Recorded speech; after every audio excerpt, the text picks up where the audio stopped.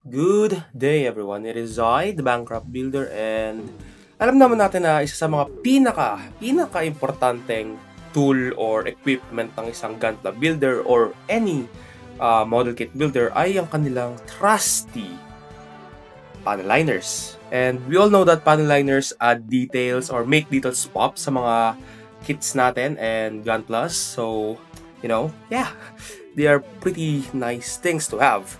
And panel liners came from different price brackets. Merong mga expensive ones, merong mga medyo cheap, tapos medyo namang merong sobrang cheap, like sub 100 pesos na panel liners. But we could do better. Because as we all know, every pesos, every dollar, every cent that we save is going to matter, Like, basta makapag-save tayo para sa next kit, yun ang importante. So, shipping out is fairly nice. So, ngayon tuturo ko kayo kung paano gumawa ng sarili nyo panel liner using only acrylic paint and some other things. So, paano nga ba tayo gagawa ng sarili nating panel liner? So, first, kailangan natin ng acrylic paint of your choice, kung anong trip nyo kulay. But for me, I guess, para sa test na to, gagamit tayo ng tried and tested na black cheap acrylic. Ito, 39 pesos, 40 pesos lang sa Pandayan or sa kung saan man. Pwede rin sa inyong local school supply shop. So, first yung gagawin, wala na para itong laman. Never mind. So, change of plans. Gagawa tayo ng green panel liner.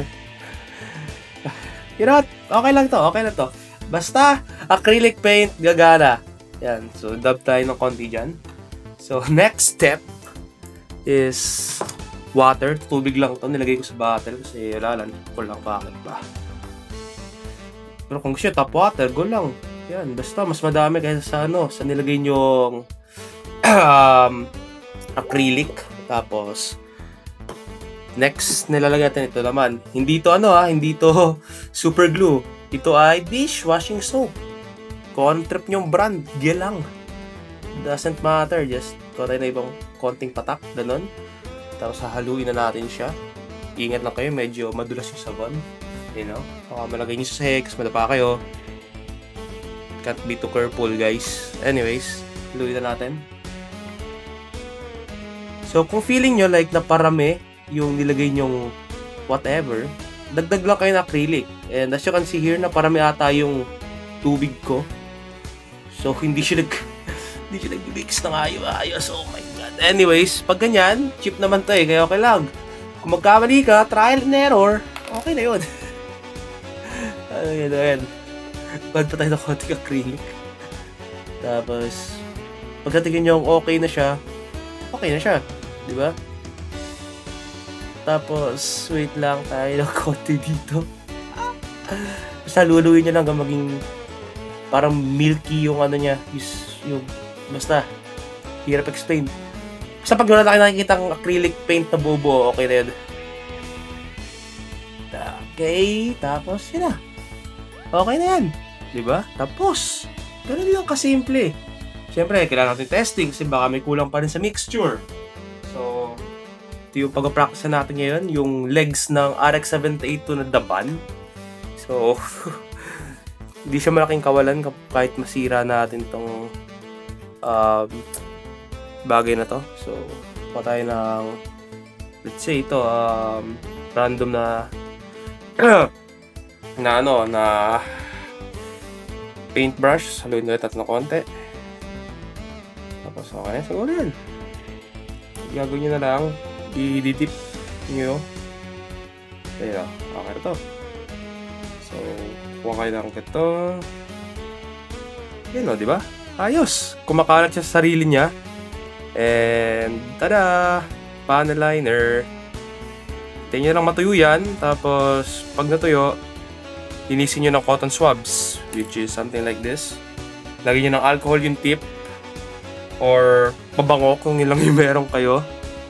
So, tapos linisin nyo pag natuyo. So, ngayon maghintay lang tayo hanggang matuyo yan. And pag natuyo yan, linisin natin and we'll see the final result. Okay, so mukhang tuyo na siya. I think. So, ang gagawin na natin ngayon dyan ay kuha kayo ng cotton swab. So, bago nyo lagyan ng alcohol or anything, kunin nyo muna excess. Yan, excess lang muna. Or kung like, kiniwa nyo ito ng 1 day, I guess, actually, wait. Never mind, okay na pala. Okay na. Tada! Panaline. Kita nyo ba guys? Parang hindi ata kita dahil sa ilaw ng ano. Anyways, basta yan, kita na ba? By line na. Sorry, medyo di balinaw. Anyways, okay yan. Panaline. So, ganun lang gumawa ng sarili nyo panaline. Try nyo, different colors, kung trip nyo. Kung gusto gumawa ng gray, syempre, white, tsaka black, acrylic. Okay na ba sa acrylic? At ito, safe na safe pa to sa plastics kasi nga, water-based. You know, acrylic, water, sabon. Yun lang. Tapos, di ba? At I'm pretty sure yung pinaka cheapest dun na option natin sa online shops is mga 100 pesos. Yun yung Komodo na paneliner. I'm not sure kung alam niyo yun. Basta I believe yun yung pinaka cheap. Tapos next, syempre, Tamiya, yung tig 200 pesos. Pero ito, ano to? What? Siguro naman meron kay tubig tsaka sabon sa bahay, di ba? So, all in all, 40 pesos. Di ba? 40, tapos. Di ba? Panline. So, yeah, yun lang. And kung nagtataka kayo, bakit nakatagalog, Taglish ako ngayon? Kasi, ang hirap mag-improve in English. Namamatay utak ko. So, yun. Anyways, thank you all for watching. And I'll see you on next video. Peace out, everybody. Goodbye.